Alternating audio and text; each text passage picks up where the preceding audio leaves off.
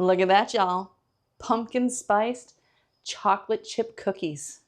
Come on, let's go bake this. Hey everybody, I hope you're all having a wonderful day. As you can see, I am in a different kitchen.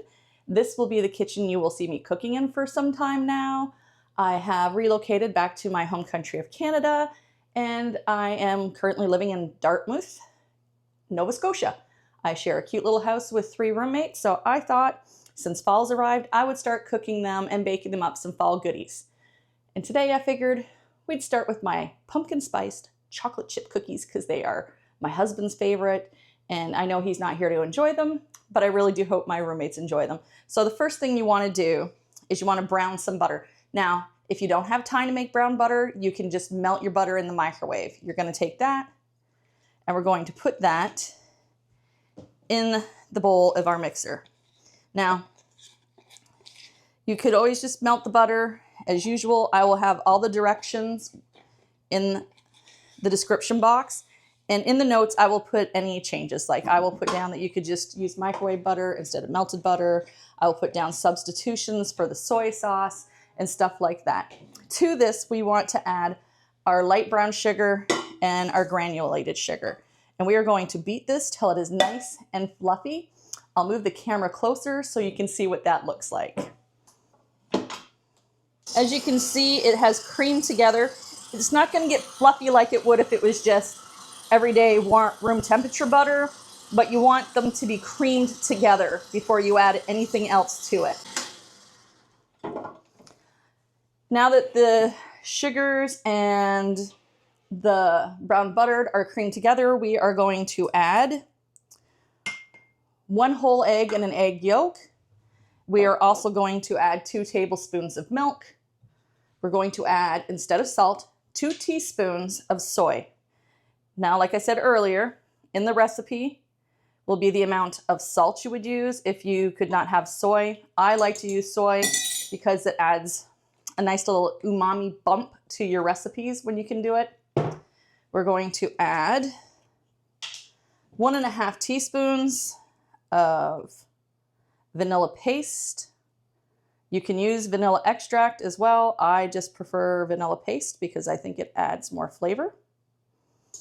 And we want to build the flavors. And then to that, we're going to add our pumpkin puree. Now, when buying this, make sure you're buying pumpkin puree, not pumpkin pie fill. You want to make sure it is pumpkin puree. If you're really adventurous, you could buy your own pumpkins, roast them, and make your own puree. If that is something you are interested in learning how to do, I could definitely do a video on that for you to see. So once you have them all in the bowl, you're just going to turn your mixer on and mix these until they're well blended. As you can see, everything is well blended, and it's time for us to move on to the next step. To a small mixing bowl, you want to add your flour. To that, you're going to add your ground cinnamon, your nutmeg, your allspice, and a touch of ground clove. You're going to mix that up, and you're also going to add a 2 teaspoons of baking soda. You want to blend these before you put them in the dough, the batter, so that everything is well incorporated and you don't get spots that are missing spice. Okay, this smells absolutely delicious. Now, on a little witchy note, those 3 spices are also protection, and so they're perfect. You're making cookies that are going to protect your being and fill your tummy with love. What we're going to do from here is slowly, in 3 batches, incorporate the flour into the dough. Don't turn it on high because it will fly everywhere. You want to take your time while mixing this. Once the first section's mixed, shut it off. Add some more. Mix it in. Now, you don't want your cookies to be tough, so you don't want to beat this too much. You just want to get everything well mixed together and well incorporated. Shut it off. Add in the last of it. When I'm making cookies, I like to finish the last of it off by hand. This way I know things are not over blended and going to get tough. So you're just going to take your spoon, well, your spatula, scrape everything down and finish mixing it. Make sure everything is mixed evenly and that there's nothing, no butter or anything left at the bottom of the bowl. This is mixed really well. So now all we're going to do is add our chocolate chips. I like to add extra chocolate chips because who doesn't like chocolate? Chocolate is divine. If you cannot eat chocolate, because there are some people who can't, you could add vegan chocolate chips in this and it would be just as good. The point is you want the flavor.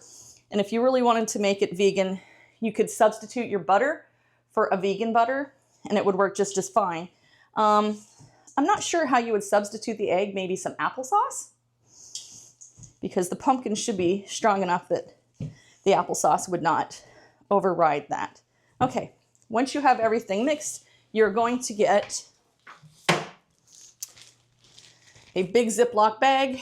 You're gonna put your cookie dough in it, lay it flat, and put it in the refrigerator. And you're going to let this sit for 2 hours so that the flour can absorb all that moisture so that we have really good cookies. As you can see, I've got all the dough in the bag. So what I do is zip it shut except for one little corner. I'll lay it down and press out the cookie dough. One, it helps you portion the cookies better when it's time to portion them out. And two, it will cool better in the refrigerator if you can lay it flat. I will see you in a couple of hours for the next step. Okay, it has been 2 hours. We've got our cookie dough out of the fridge. Our oven is currently preheating at 375 Fahrenheit, which is 190 Celsius. Now, all we have to do is bake these bad boys. So we're gonna open up our Ziploc. Usually I have the little cookie scoop that looks like a miniature ice cream scoop, but I don't have one of those here. I had to leave that in the States. So I'm going to use 2 spoons. I'm just gonna get a little scoop of the dough, get it on the spoon, use the other spoon to push it off. And we are just going to plate up. We're gonna pan up our cookies and then we'll bake them. We've got our pans full. That so far gives us 2 dozen cookies.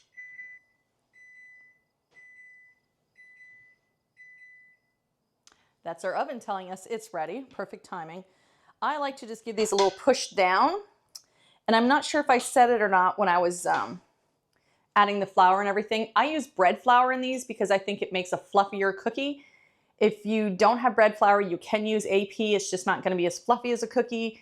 This dough is very, very moist. So while these pans bake, I will put this back in the refrigerator. They're going to go in the oven for 6 minutes.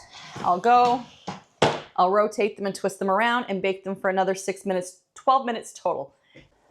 Okay, y'all, these smell freaking delicious.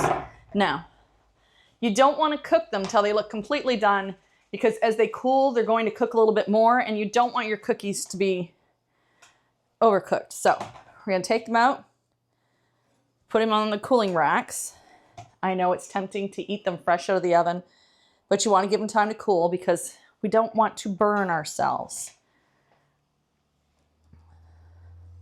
If you are enjoying my content, please subscribe, like, comment, and tell me what's your favorite fall dish. Share it with your friends and tell others about my channel.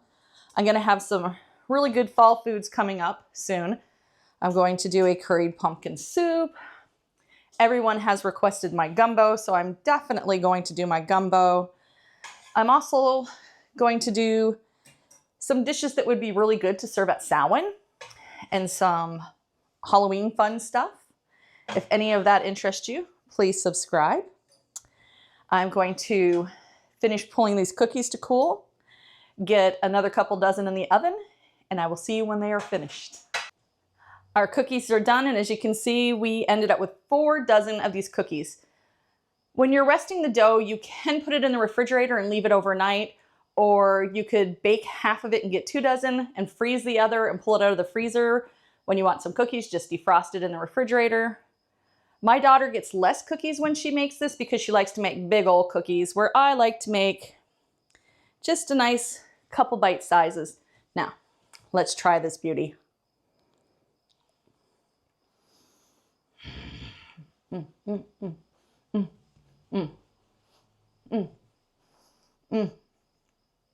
I'm telling y'all, forget the pumpkin spice latte. Make these pumpkin spice chocolate chip cookies. They're divine, they're to die for, they're delicious, and they will last you for days. This is the first of a series of fall and Samhain recipes that I'll be sharing on my channel. I hope you all really enjoy this recipe. It really is good. Let me know in the comments what you think of it, and if you end up trying it. I hope that you all have a blessed and wonderful day. Bye-bye.